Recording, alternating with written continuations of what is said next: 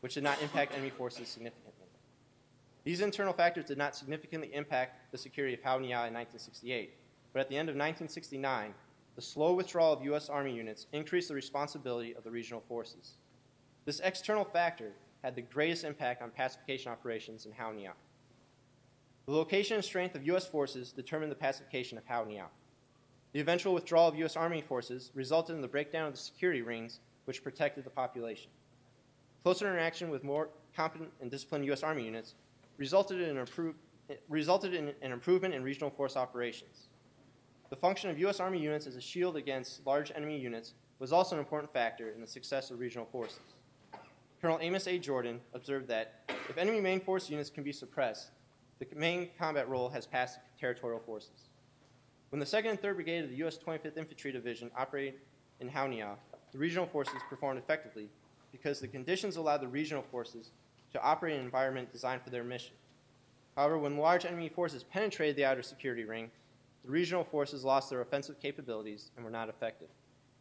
Although regional forces were an integral part of the security system, U.S. Army and enemy units were the variables in pacification operations, not regional forces. The performance of regional forces in Hao-Nia highlights the potential strengths and weaknesses of territorial forces fighting an insurgency. The necessity of support when facing large enemy forces was a critical weakness. Expecting regional forces in Hao-Nia to secure the population without adequate support by U.S. Army units was not realistic given the conditions in Hao-Nia. In 1968, Colonel C.E. Jordan, Jr. argued that the regional forces' ability to provide territorial security may prove decisive in the conduct of this war. The pacification operations conducted from 1968 to 1970 support Colonel Jordan's point. However, the discontinued support of Vietnamese forces by the better supplied and more disciplined U.S. Army units proved to be more decisive in determining military victory. Pacification operations had centered on the application of military force to eliminate the enemy's influence in Hao-Nia.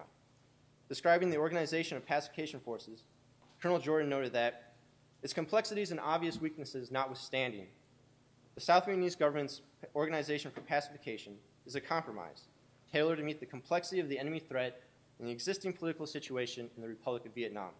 There is no simple solution. The basic system can be made to work. Colonel Jordan was correct in his estimate of territorial forces. Unfortunately, the enemy threat and the political situation were such that the system could not be made to work. The withdrawal of U.S. military forces and the breakdown of the security system they supported meant that any hope of reestablishing the South Vietnamese government's legitimacy through social and political means was unrealistic. Thank you for your attention.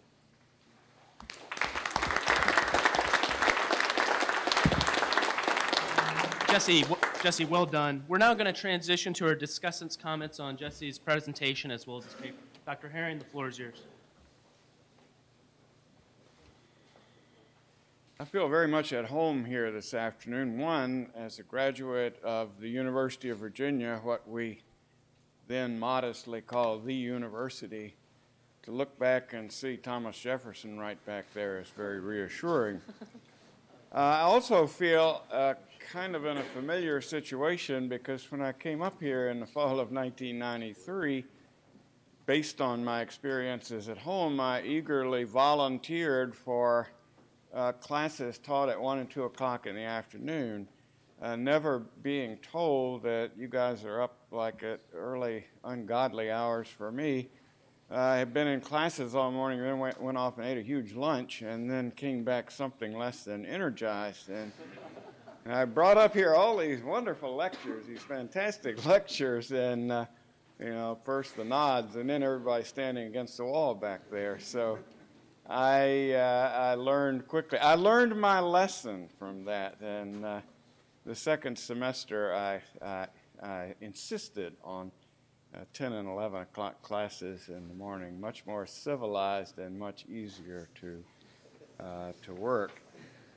My thanks to the West Point History Department for putting on this symposium and for inviting me to participate. What a fabulous idea, having cadets present papers on a common theme, having these papers discussed by their peers and visiting scholars, and what a wonderfully timely topic.